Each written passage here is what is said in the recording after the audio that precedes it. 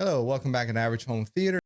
Donovan has joined me today, and we're going to do a mid-season, I guess, review and reaction and to Alien Earth. But then we're also going to do where we think the show is going. So basically, like some predictions, right? Sounds good. Yeah. And first, I'd like to say, for producer Nick, he wanted to be here. We were going to three-way it, but he is under the weather, so he had to cancel. But hopefully he'll be with us for the season wrap up of this show. So with that, welcome Donovan. Thank you. It's been a little while. What did we do last?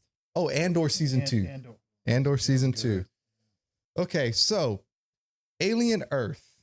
Now you're gonna have to help me because Donovan is very good with lore and reading stuff and watching things over. How many times did you watch it? Oh, 2 times each episode.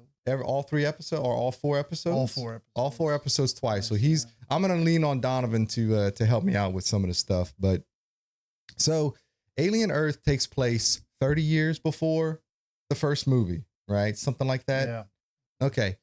So before we get into like real specifics, how do you feel it's doing with the lore? Like, do you think there's anything lore breaking, or do you think they're going to be able to kind of like wrap it up in a nice little bow at the end? I think he's skirting canon very well. Okay. You know, he's living on the edge, but he's doing it good. I think the biggest thing was what we had talked about earlier was the actual implantation of the face hugger. Right. Oh yeah. There's going to be spoilers. So if you haven't watched the show, you need to watch it. Yeah. Spoiler zone. And so that, which was probably the biggest thing so far as addressing stuff that has not been addressed, but everyone's wondered what happened. Yeah. And then, I enjoyed seeing it. I thought it was okay. Yeah. At first I had to kind of like, okay, what am I into this or not, what they're doing? And of course it makes sense. Right. It does. And eventually I was like, I settled on, I'm good with this. I think I'm good with it. You know? But other than that, like the timeline you think is okay. And you don't see anything that's kind of making it like, I don't know. That's kind of messing, and maybe not so much lore, but continuity or, you know, it. I feel tonally, so canon continuity is great. You know, the canon and the continuity between the 4 episodes are good, and being within the entire Aliens universe is good. You have an introduction of a new kind of synthetic, you know, which is a very, lack of a better term, smart way of bringing that in. It's a human consciousness transferred into a synthetic body, and I'm okay with it. I'm good with it. So and then now you have cyborgs plus your synths within it's in there. I think that's great. The only problem I have with the movie, with the series, is tone a little bit. I felt the biggest thing for me was I like the rock music, and I know what he was going for with the series and the music, but I feel something he didn't quite nail down with that. It's almost a little disjointed with what's going on. It could be a style thing. Yeah. And again, even just reaching for it, I think he succeeded. Yeah. Because I'm enjoying it. And I've watched each episode twice. Mm-hmm. I want to know what's coming next. I'm not offended by anything with the canon that he's skirting. And I think it's a good way to push the franchise forward, even as a prequel. Basically. Okay. So I see what you're saying about the rock music, but it doesn't bother me too much. You know, sometimes you can forgive things if everything else is good, right? There are a couple of things I have questions about as far as that. Like I don't really know how they're going to explain the fact that we've never seen or heard of these types of synthetics before. You know what I'm saying? Like there's never been any mention of it.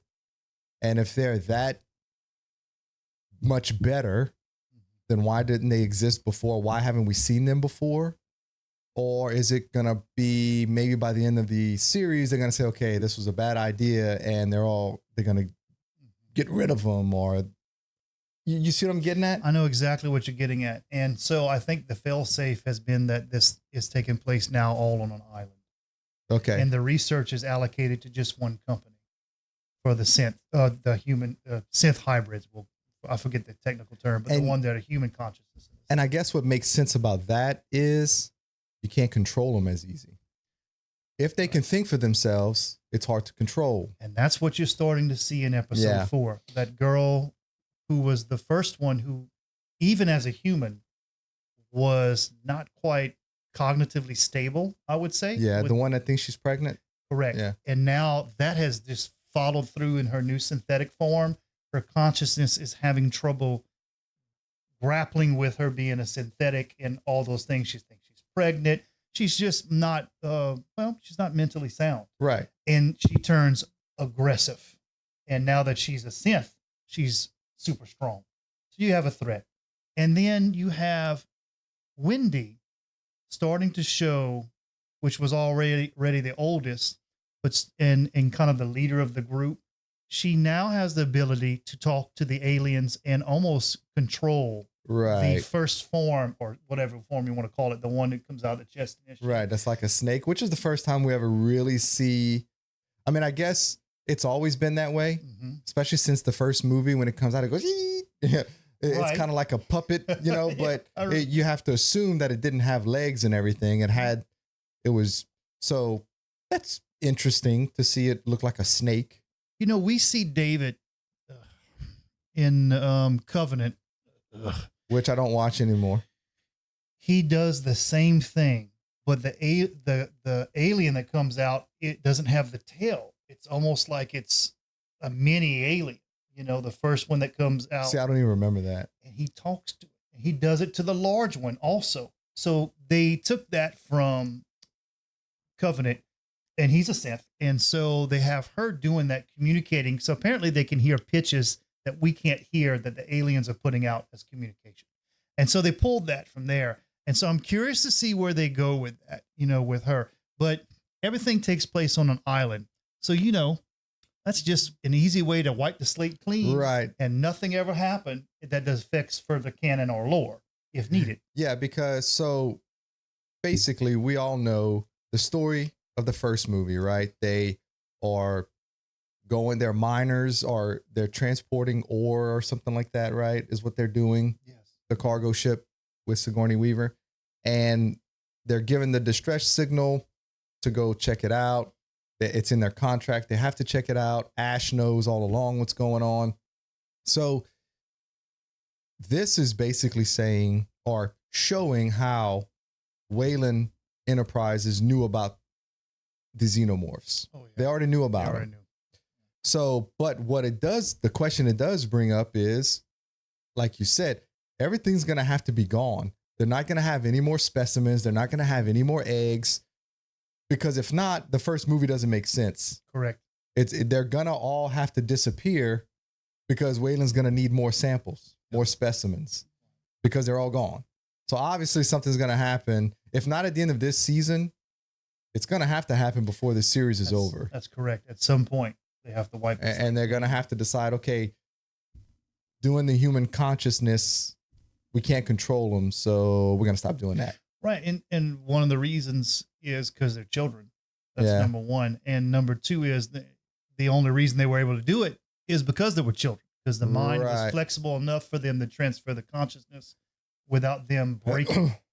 And also easy to get people to volunteer for it, people who were dying and they want to continue to live, and their parents, well, actually, no, the parents think they're dead. Correct. So how they get, you think they're going to get into that? They some of them think they're dead, and some of them think they were just receiving treatment and not allowed to communicate with them. Okay. So it's kind of like a mix from what I'm gathering. We could be wrong with that, but I know for sure some knew they were still alive, but the woman in India, or representing that culture that you see in the last episode, I think she believed he was dead. Yeah. But Wendy's brother, I think, knew she was alive. Wasn't. No. He thought she was dead. He went to the funeral. Oh, well, then that's he went to the funeral. So I'm wondering, I guess maybe they thought they were going for some type of treatment and the treatment didn't work. Mm-hmm. So the parents volunteered them but then they say, well, they died and they still had the body, right? So the family was able to move on, thinking, okay, my child died, whatever. But Waylon actually transferred their consciousness into these androids, for lack of a better term. Yeah. So, okay. So what do you think about the cyborg? It's cool. I think the casting was great. I like the guy. I mean, I've never seen him in anything else, but he is, he's pulling this off, whoever he is. Very well. I was skeptical a little at first, and after the first, I don't know, 2 or 3 minutes of me watching it, I'm like, I'm down with it. Yeah. I'm down with his character. I like what they did with the arm. Uh-huh. His demeanor is very cool cognition. And he even says it like, I'm the worst parts of a man. Yeah. So obviously he was a regular person. Right. So I'm guessing at some point he either volunteered or something happened similar with him. He made a choice to continue to live. So they made him into a cyborg. I don't know. I mean, yeah. And he said it. So it's gotta be, he said he had a son. Right. So he had to be a normal person at one point. So, and then he was going, how many years were they out there? 60 something years, it said they were in space. I thought they said like 62 or 64. So he phoned Waylon Yutani expecting to speak to the owner of the company. But at that point, it had become the grandchild. Yeah. And it was that long he was in space. Yeah. It was like 60 something years he was out there. So, yeah. Okay. So with these little, since we kind of did a little brief overview, let's go kind of episode by episode real quick. So episode 1, I can tell you when I first started watching it, I really enjoyed the little flash sequences of showing what's going on. Instead of giving you a whole episode of the aliens doing their thing, chest burst, xenomorph growing, killing everybody on the ship, you just get like little flashes of it happening, right? Because we've all seen that before. You know what I'm saying? Like there's no need for a backstory. It's almost basically what happened in Alien, right? And it happened again, or actually this is first, but it's happening. So I guess they were like, okay, we don't need to really rehash it because people have seen that before, but we'll just give them little glimpses. So I thought that was neat. It looked great. I think so. It keeps it grounded, especially with all the newness that's going on. Yeah. You know, but doesn't dwell in that. And then, you know, he gets the ship ready to crash because he knows it's going towards Earth. He hides in the little thing. You see, I mean, they show the xenomorph really early. Right. I mean, I didn't really expect to see a full grown xenomorph that early. But once again, I think everybody's like, well, everybody knows what xenomorphs look like. There's no need to try to do it again because you really can't. Yeah. Like, and unless it's somebody who's never seen any of the movies, there's no point in showing kind of the progression. Yeah, you know, the Ridley Scott with his term, the monster is dead, when he wanted to focus on the engineers and data. Nah, that's crap. And so in a way, yeah, but not. You know, and this addresses that, like, okay, we've shown you the monsters this way, so we're not going to rehash that, but we're going to show you things in a different way. Yeah. Because we're getting a lot of xenomorph time.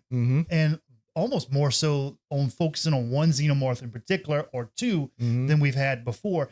And I am not tired of it. In this xenomorph. You never get tired of seeing xenomorphs. I don't. And they are aggressive as all get up in this one. Wow.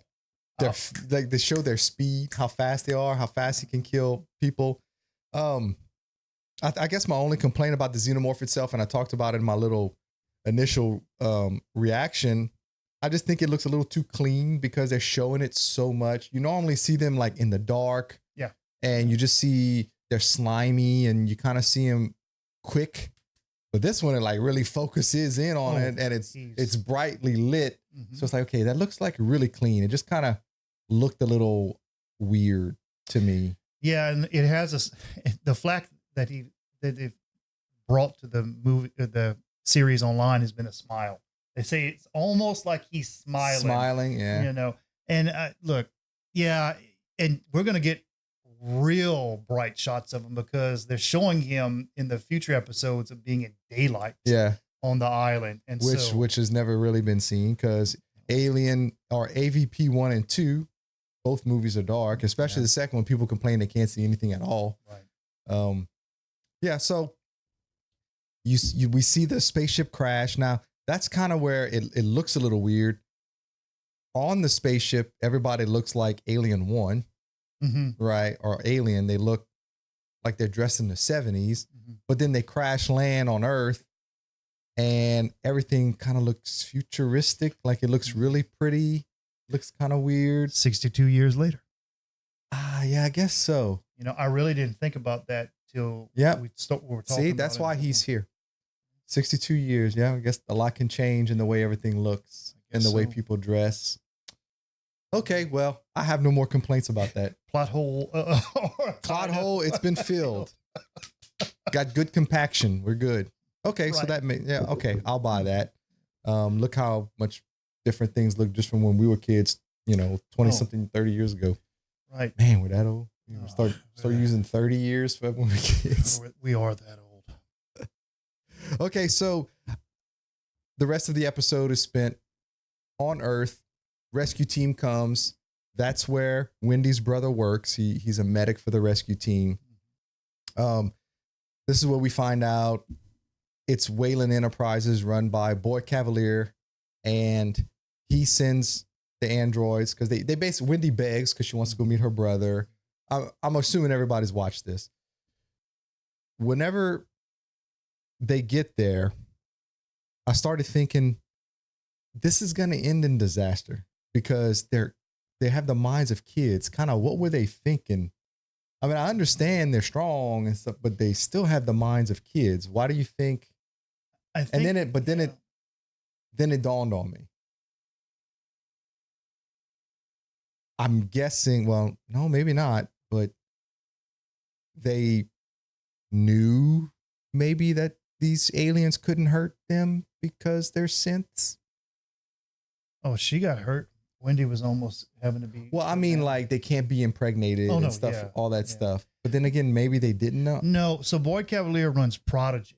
He doesn't have any efficient business with So he didn't Wayland know what Yutani was doing. No. Yutani and Wayland are all together. Wayland Yutani is and Yutani's running things because Wayland's passed in canon. Wayland's that's right. It's Prodigy. He's not running Wayland. That's right. And it crashed on Prodigy City, which is he owns that. Right. So I think it showed his aggressiveness because he's literally a prodigy. That's what the deal is. Why they call it Company Prodigy, because Boyd Cavalier is a prodigy. And also his lack of wisdom, even though he's beyond genius. He doesn't have life experiences. Correct. And that's what his subordinates were trying to tell him. Like, you're risking 10 years of research, a decade of research in these hybrid synths on science projects that they got from the edges of the galaxy. But yet again, the theme that's threaded in there, and Noah Hawley did a good job with it, is he mentions it, the bioweapons. Yeah. He mentions it like that, which has been the theme with why Wayland always wanted it. Yeah. It's bioweapons, for the purpose. So do you think he's going to end up? No, because it's always Wayland. So he's going to lose. Yeah, I think Boyd Cavalier loses out in the end. They tie it up nicely. He's going to have to because it's always Wayland Enterprises that wants, and that's the company that continues, and you never hear Prodigy. So he's going to have to lose. Right. Now, they could leave a thread that could be picked on in a future movie to where with these hybrids, maybe Yutani gets the research in the end. Because we have a spy on the island now. One of the synth hybrids is working for the security guy, the cyborg. Yeah. He's got a little thing on him and he's talking to him and basically because it's a child mentality, he's manipulating him. We can think that maybe they'll get some of that research somehow, but and for a thread down the road. But in the end, I think this ties up just nicely. It's on an island. He can eliminate Prodigy in this series. It's kind of like I'm here and then I'm gone. This, nice with a bow tie on it or bow. Okay, so then episode 2, they're still on the ship. I guess I was kind of surprised they stay on the ship that long. Yeah. I was thinking maybe they'll, because alien Earth, right? You're thinking I want to see the damn thing on Earth. Right. Another episode on the ship, but he finds out Wendy's his sister, which I don't remember what her real name is. And her little fight scene, that was in episode 2, right? Where she fights the alien, where she grabs it by the mouth and all of that, or was that 3? That's 3. That's 3? Yeah. So in 2, remind me what happened in 2. I don't really remember. Honestly, let's see. It kind of, because it shows flashbacks in several episodes, it almost kind of blends together. It's hard to remember exactly what Tensions happened. rise between rival corporation, reunion takes place, and a secret is revealed. Yeah, well, thanks for that, Greg. Wow. Doesn't really say much, but anyway. So we'll just continue. At some point, whether it's this episode, well, I know in episode 2 is when he finds out Wendy's his sister. Right.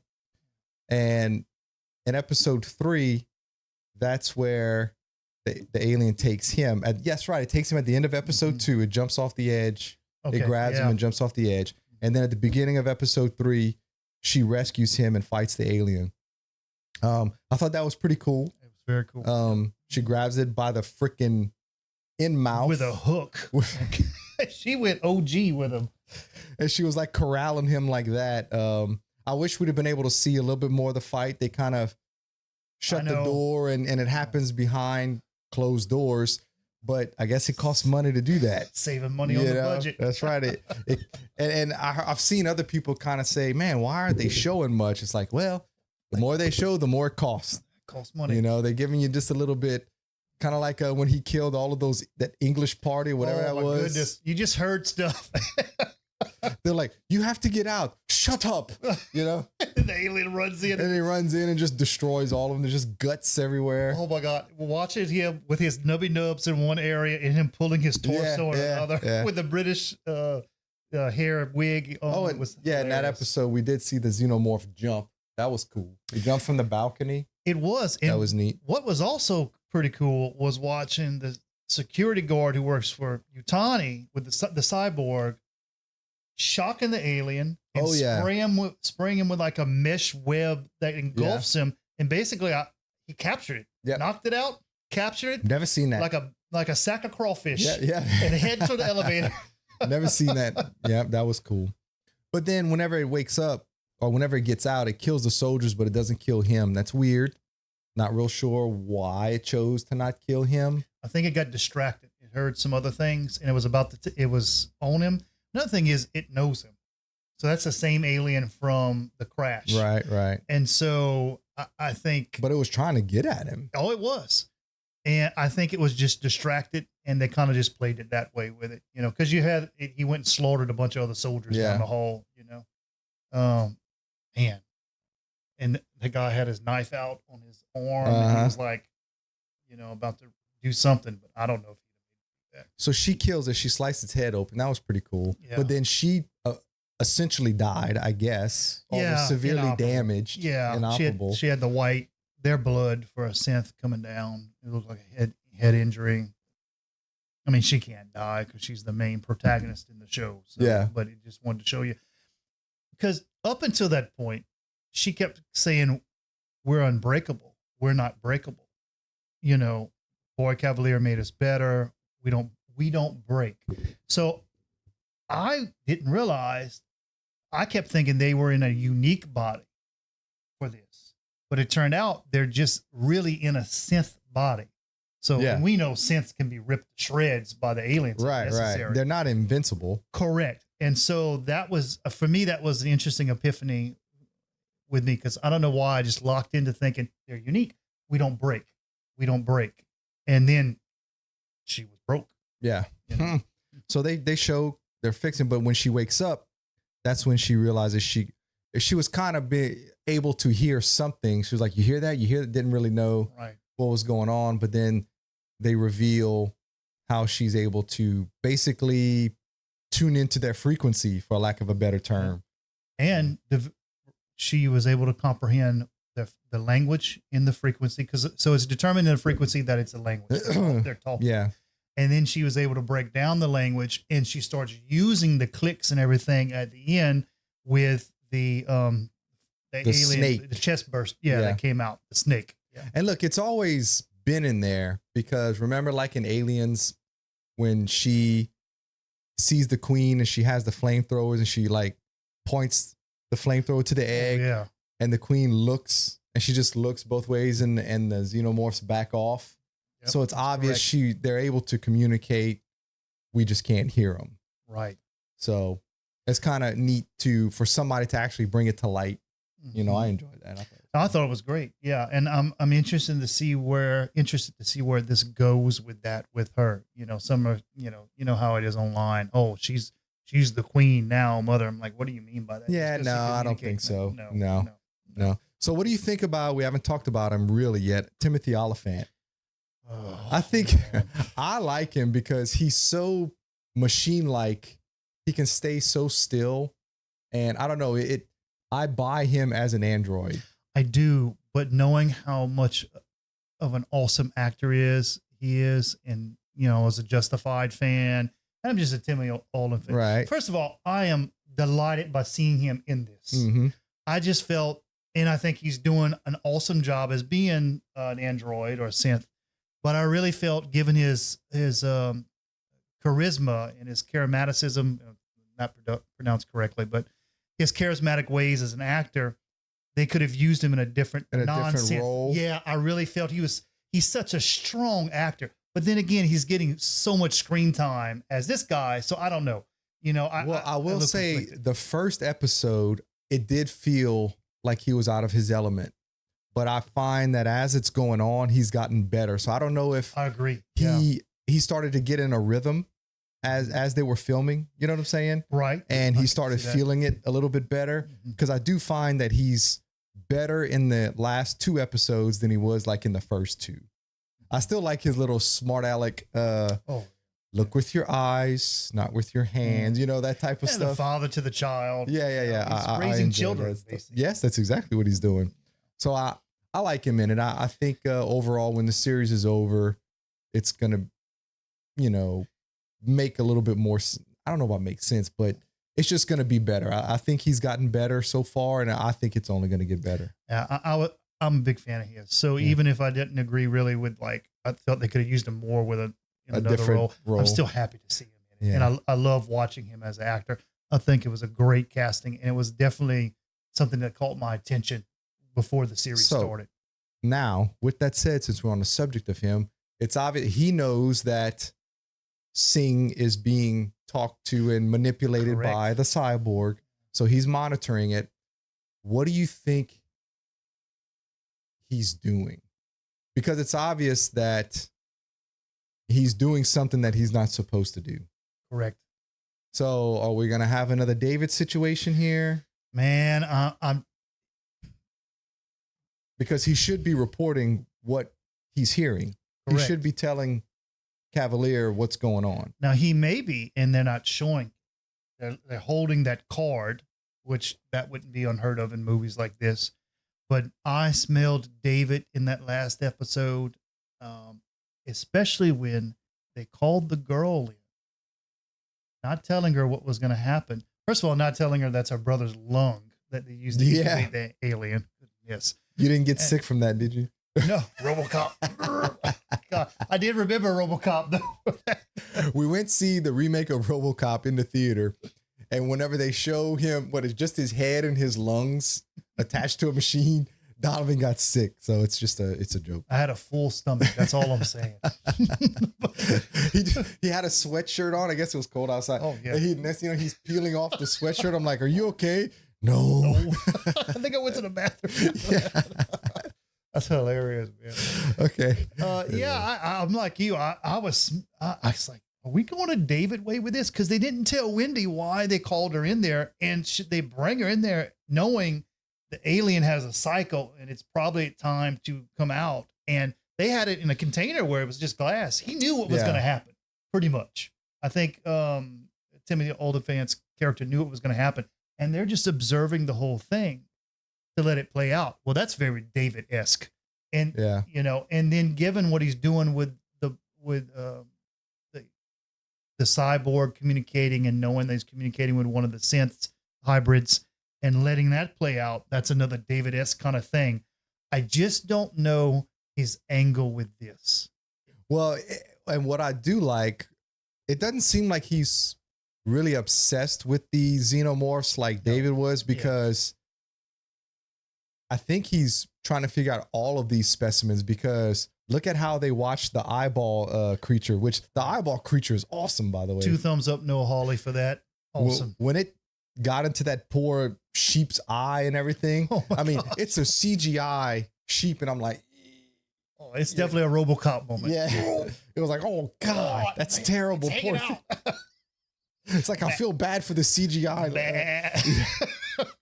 So, but anyway, that creature's cool. And then the way it just, you know, the eyeball is bigger than the other one, and how it's just staring at him, and it knows everything that's going on. So he's fascinated with all of the specimens. He's not like obsessing just over the xenomorph. So to me, he's like trying to figure out maybe which one would be the most valuable. Correct. And, you know, in his defense as a character, he was one of the other ones that gave flack to Boy Cavalier. Is it Boy or Boyd? I can't remember. No, it's Boy. Like boy, a boy. Boy okay. Cavalier, yeah. Boy Cavalier, about risking 10 years of research. Was it worth it? Yeah. And he was yet one of the 3 that gave him flack. The 3 main, or 4 that are under Boy Cavalier. So he didn't even think it was worth it as an android to risk the hybrid synths on this mission. And so I'm like you, I kind of don't think he has really a specific agenda. He's just in general following orders from Boy Cavalier, because that's what Boy wants. But if he become obsessed? And like David? I'm wondering if they'll go that route. I just don't know. Now, I think he's a cooler character than David, because I can't stand David. But yeah, I don't know. It's going to be interesting, obvious. But who are they going to use? Because now he understands how it works.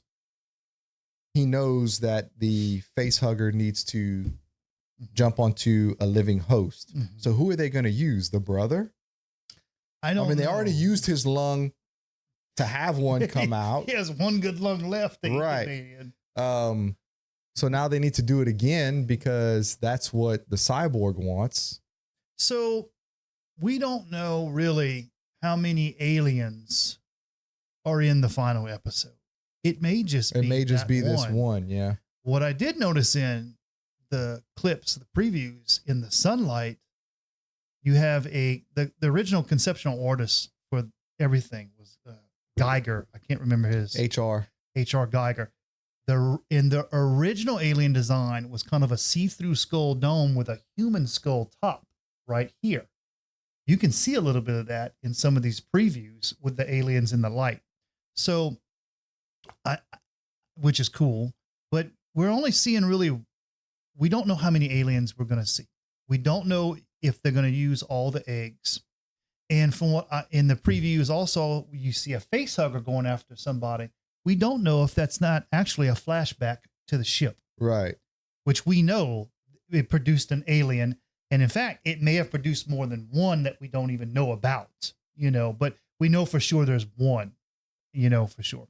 And so that may be it, because I saw it in the preview, and I'm thinking, and I slowed it and I paused it and I backed it up and I looked at it and I said, that kind of looks like the ship in the background. What preview are you talking about? Episode 5. You see, I didn't see it. I didn't see a preview for episode 5. Yeah. Episode 5 preview. Okay. Because I can't wait. My patience level is none. So I'm like, oh, what's next? Always looking for spoilers online. What am I going to find? Yes. It's going to ruin the movie. I don't care. And that's what's going on with me with that. But yeah, so I paused it, and it looks like the facehugger's in the ship with the person that's trying to get on. So I'm like, okay, are we really just dealing with one alien in general, and maybe just the eggs, they get destroyed later on with everything else? Because, at the end of this, yeah, from what I understand. One last thing I want to add to that, because we're talking about all this with canon. Noah Hawley said, when asked how this falls in canon, he sees it as its own thing with bits and pieces from the other movies, that's already been done. So just kind of, I wanted to say that for us all to keep that in mind. Yeah. Well, but it makes sense that Wayland had these specimens. They crash. Prodigy picks them up. and they're going to have to lose the specimens for them to want to try it again. Right. Why else do they want to, Yeah. Send a message to Ripley's mining vessel Right. into that android, at all costs, crew expendable. Same thing again with aliens, crew expendable, So our prediction is no matter what, whether it's the end of this season or if it goes another season, the end of the series, everything's going to have to be, it's going to be like Rogue One. Everybody's going to have to go. I really feel that. I think definitely the aliens have to go. Yeah. The xenomorphs are wiped. Research maybe from the hybrids, a loose thread for future things, because it's a really cool introduction to something. Maybe they can the research since it was blown the island up and they don't revisit it like Yutani till later. I really think there's a loose thread that might be, it's too big of a thing that could be good for the franchise to use later. And the other aliens with the one with the eyeball and stuff like that, I think there's possibility of loose threads with that for them to pick up later. But I definitely, due to canon wise, I think they have to clean out with the xenomorphs. Somebody brought up an interesting thing about the eye monster. They were like, well, they can't really shock you with the chest bursting anymore because we all know about it. So instead, let's show a monster going into something's eye. That's very it's what's the word? Violating. Yeah, Violating. I mean, it's so imagine what the people in 1978 felt like, or 79 felt like when they saw Alien in the theater and the damn thing coming out. That's kind of the reaction you and I just had to the poor sheep having the damn thing going its eye. That's a smart method of doing things. Yeah. Bringing in something fresh to give me something that we've lost, which was the shock and awe and some of the horror over the years, because we just desensitized. Right. It's been around since when was the first one? 79. 79. It's been around. Since before I was born. Have a drink. We're getting old. So that's white, by the way. That's not gray on my goatee. Yeah. Okay. Well, I guess we'll just see where it goes from here, but I'm liking it. I don't, there are some people that hate this show, and then there's other people.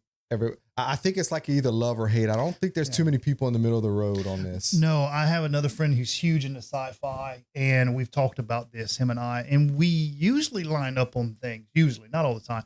But this one, he's like, man, I'm barely staying in it. This is like Mandalorian season, whatever, when 3. Yeah. Yeah.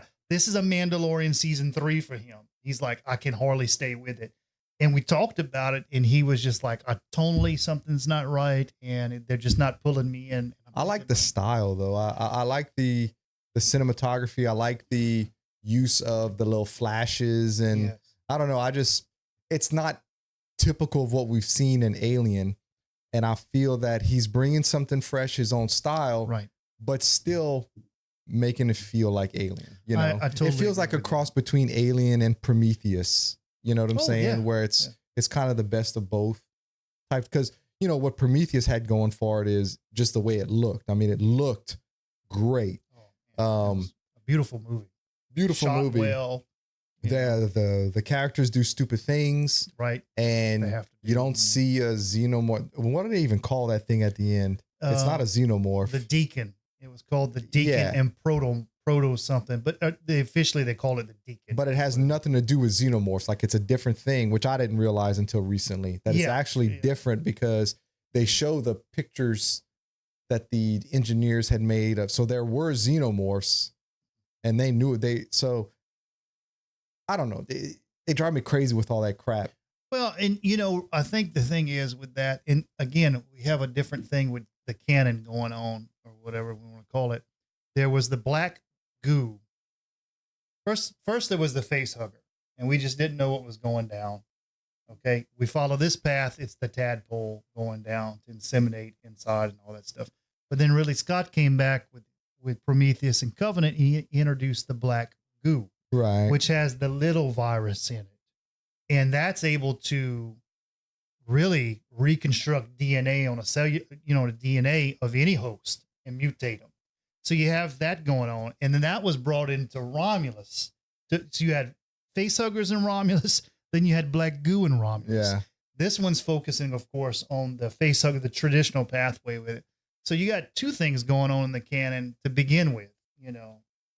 So Ooh, so much. I much Man. preferred it when it was just a scary space monster. exactly. Once you get a little too deep, it kind of. But then at the same time, you can only do the scary space monster so much without having something else, I guess. yeah. That's the key to the monster is it's a surprise and ominous. And you don't know until boom, it gets you. But if you know what's coming at you, then what's scary anymore? You know? Okay, so our prediction is everybody's gonna die. Yeah. No, I take that back. I think that Wendy is gonna like escape and go on to live, but I think that Prodigy is going to collapse. I think something's gonna happen with Boy Cavalier and his whole operation, because it's obvious that Weyland Yutani continues on because every other Alien movie, they still exist. So yeah, that's kind of what I think is going to happen. I think. So is Wendy Ellen Ripley in the final Aliens movie? I don't know. That gets to live her life Maybe as a hybrid kind of thing. Yeah, maybe. Yeah, some kind of mirroring he's doing. So I'm going deep. I'm slicing layers again. Deep cut. In. Yeah. Deep cut. So, well, once the show is over, me, Donovan, and Nick are going to try to three-way this and talk about what happened and what we got right and what we got wrong. You know, that sounds good? Yeah, sounds great. Cool. Well, thanks for joining me. That'll about do it for our mid-season, what do you call it? What do you want it? What should we call it? Mid-season review and prediction for the end. So, all right. Once again, like, subscribe, tell your friends, and we'll see you at the end.